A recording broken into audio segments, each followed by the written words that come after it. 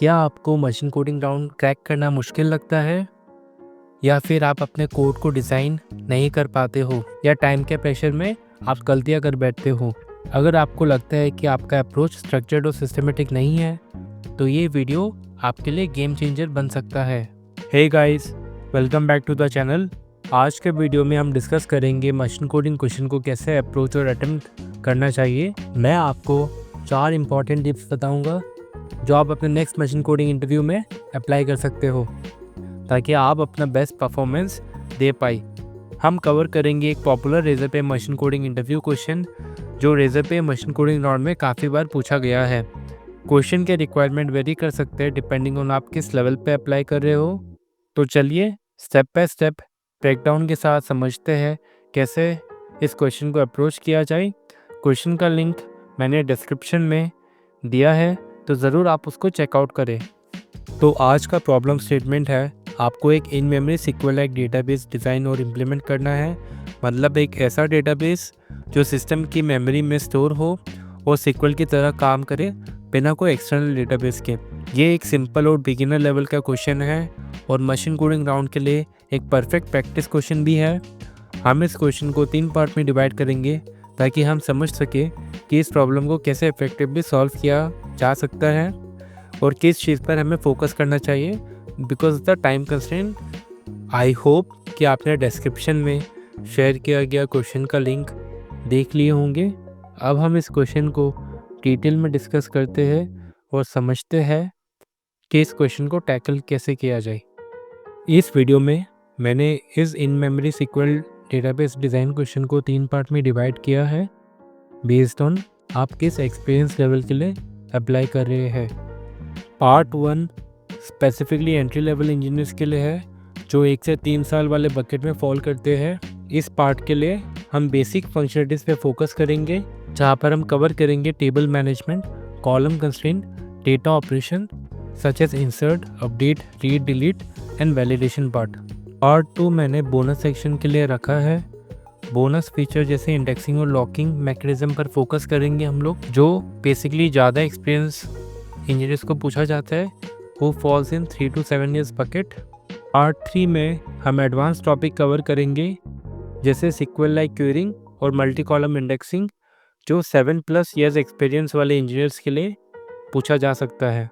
जैसे आप देख सकते हैं कि पार्ट 2 पार्ट 1 से ज़्यादा कॉम्प्लेक्स है और पार्ट 3 और भी एडवांस है।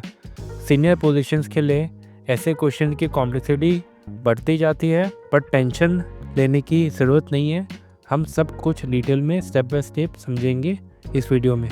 तो फर्स्ट टिप है टू आइडेंटिफाई एंटिटीज़। चलिए सबसे पहले मॉडल्स को आइडेंटिफाई करने पर ध्यान देते हैं जो बेस स्ट्रक्चर बिल्ड करने में आपकी मदद करेगा। जैसे मैंने अपने video 7 mistake to avoid in machine coding round में बताया है, एक स्ट्रक्चर्ड कोड लिखना बहुत ज़रूरी है। इसका मतलब है कि एंटिटीज़, डाउ और सर्विसेज के बीच लॉजिक को क्लियरली कैटेगराइज करना चाहिए। यह आपके कोड को ना सिर्फ समझने में आसान बनाता है बल्कि उसकी मेंटेनेबिलिटी भी बढ़ाता है। अगर आपने अभी तक वो वीडियो नहीं देखा है तो मैं आपको स्ट्रांगली रिकमेंड करूँगा कि आप इस वीडियो को ज़रूर देखिए।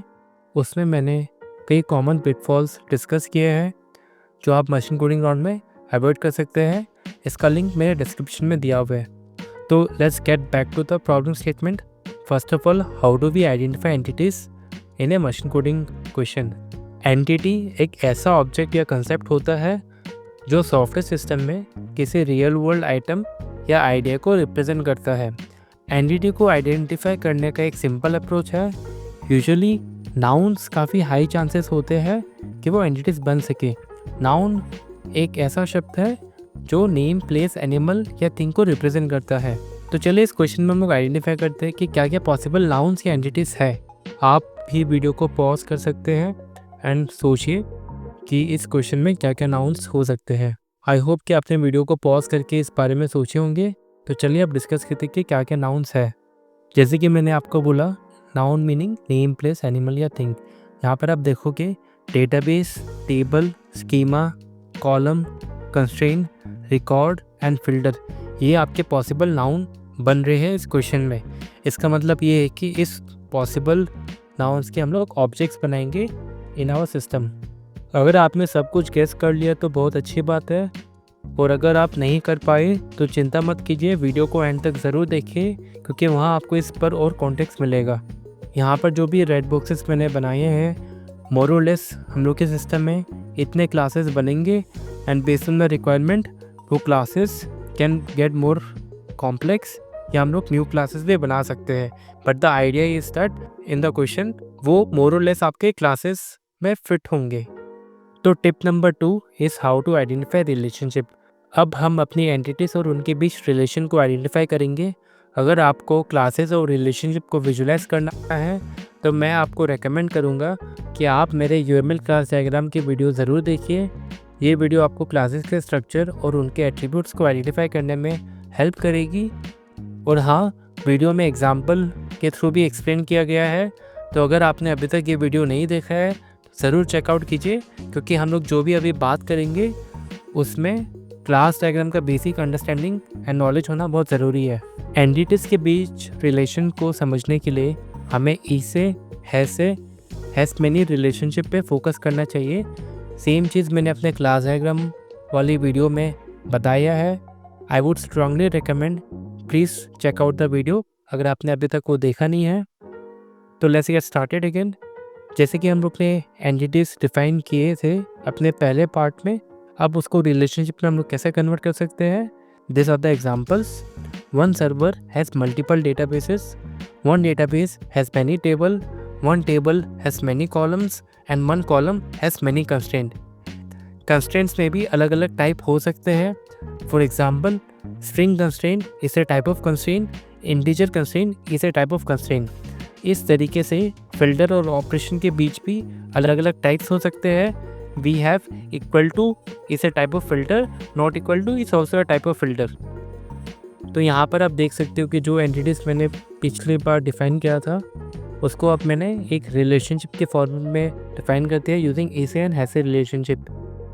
अगर मैं ई से यूज़ कर रहा हूँ इट मीन्स कि वहाँ पर इनहेरिटेंस यूज़ हो रहा है, और अगर मैं हैज़ से या हैज़ पे नहीं यूज़ कर रहा हूँ इट मीन्स कि वहाँ पर एसोसिएशन यूज़ हो रहा है।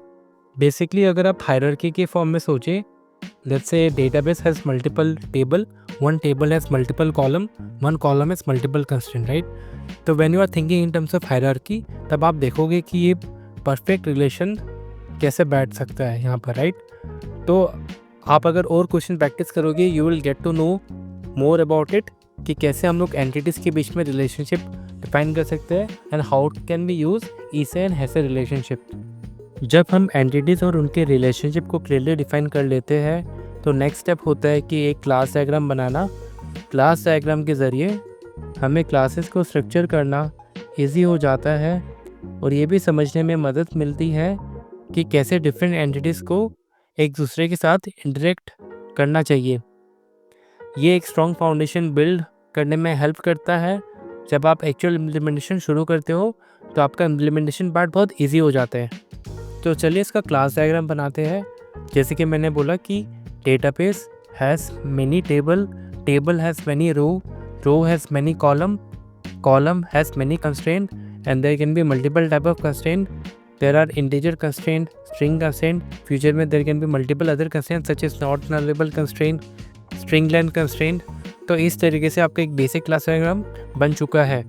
Even in case of filter, filter can be of multiple types. There is equal to filter and there is not equal to filter. Class diagram में आप देख सकते हो कि मैंने composition यूज़ किया है between database and table, table and row, row and column, and for constraint मैंने inheritance यूज़ किया है using constraint as the abstract class. and यहाँ पर मैं classes के attributes में इतना ध्यान नहीं दे रहा। on a high level we just need to understand कि classes क्या क्या बनेंगे जब हम लोग actually कोड करेंगे, then we can think through कि वहाँ पर क्या क्या attributes होना चाहिए। अब चलिए हम सिस्टम के फीचर को आइडेंटिफाई करते हैं। अगर आपने बैकएंड एप्लीकेशन बनाया है तो आप फीचर को एक एपीआई की तरह सोच सकते हैं। मतलब क्या फंक्शनलिटीज़ या एंड पॉइंट हम इस सिस्टम में एक्सपोज करेंगे जो यूज़र्स को एक्सेस देंगे।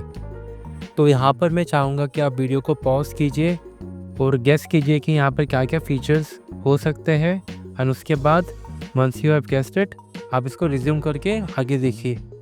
सबसे पहले अगर मैं बात करूँ डेटाबेस फीचर्स, ये वो कोर फंक्शनलिटीज है जो डेटाबेस को मैनेज करने के लिए ज़रूरी है। इसमें टेबल क्रिएशन, अपडेशन, डिलीशन और रिकॉर्ड मैनेजमेंट जैसे चीज़ें आती है। फिर अगर मैं बात करूँ क्या क्या क्वेरी फीचर्स होनी चाहिए आपके सिस्टम में, इस फीचर में हम यूज़र्स को अलाउ करेंगे स्पेसिफिक ऑपरेशन परफॉर्म करने के लिए, जैसे insert record into the table, read या get specific record, delete specific record, print all record within our table, filter record by applying conditions जैसे इक्वली नॉट इक्वल टू। ये सारे query operations allow करेंगे users को अपने data को easily manage और retrieve करने के लिए। अब फीचर के लिए हम एक इंटरफेस क्रिएट कर सकते हैं और उसके इम्प्लीमेंटेशन लिख सकते हैं। ये अप्रोच हमें डिपेंडेंसी इन्वर्जन प्रिंसिपल फॉलो करने में मदद करता है और बिहेवियर को क्लियरली डिफाइन करता है। इसका फ़ायदा ये होगा कि अगर फ्यूचर में हमें कोई फीचर मॉडिफाई या एक्सटेंड करना पड़े तो हम बिना एग्जिस्टिंग कोड को ब्रेक किए अपनी इम्प्लीमेंटेशन को इजीली चेंज कर सकते हैं। तो यहाँ पर हम लोग डेटाबेस मैनेजर नाम का एक इंटरफेस बनाएंगे जहाँ पर create database, get list of table, create table, delete table by name, get table by name and add column in the table, ये सिंपल फंक्शनलिटीज हम लोग एक्सपोज करेंगे। एंड हम लोग दूसरा इंटरफेस बनाएंगे क्वेरी मैनेजर नाम से, जहाँ पर insert, delete, get, update, print paginated, filter and get method expose करेंगे to query all the records in the table. तो अब हमारे पास एक बेसिक क्लास डायग्राम रेडी है जहाँ पर एंटिटीज़, उनके relationship and the basic feature that we want to implement are understood. और यहाँ से हम कोडिंग शुरू कर सकते हैं, लेकिन मैं चाहूँगा कि ये वीडियो शॉर्ट रहे। अगर आपको मशीन कोडिंग राउंड अटेम्प्ट करते वक्त कोई भी और डिफ़िकल्टी फेस होती है तो नीचे कमेंट सेक्शन में ज़रूर बताइए। मैं आपके क्वेश्चंस का जवाब देने की पूरी कोशिश करूँगा और अगर ज़रूरत हो तो उसके लिए एक डेडिकेटेड वीडियो भी बनाऊंगा। आप चाहते हैं कि मैं इस क्वेश्चन का कोड स्टेप बाय स्टेप लिख कर दिखाऊँ तो कमेंट में मुझे ज़रूर बताइए। मैं आपको कुछ एक्सक्लूसिव टिप्स भी दूंगा जो आपको मशीन कोडिंग राउंड में फास्ट और एफिशिएंट बनाने में मदद करेंगी। ये टिप्स आपको अपने इंटरव्यू में काफ़ी टाइम सेव करने में मदद करेगी और कोड लिखने में काफ़ी हेल्पफुल होगा। अगर इस वीडियो में 500 लाइक्स और 500 सब्सक्राइबर्स मिलते हैं तो मैं एक डेडिकेटेड फॉलोअप वीडियो ज़रूर बनाऊंगा जिसमें मैं आपको ये कंप्लीट कोड और step by step walk through दूंगा which will help you in your machine coding round. So please video को लाइक कीजिए, शेयर कीजिए एंड चैनल को सब्सक्राइब कीजिए। मशीन कोडिंग राउंड में मास्टरी के लिए ये वीडियो ज़रूर अपने दोस्तों के साथ शेयर कीजिए।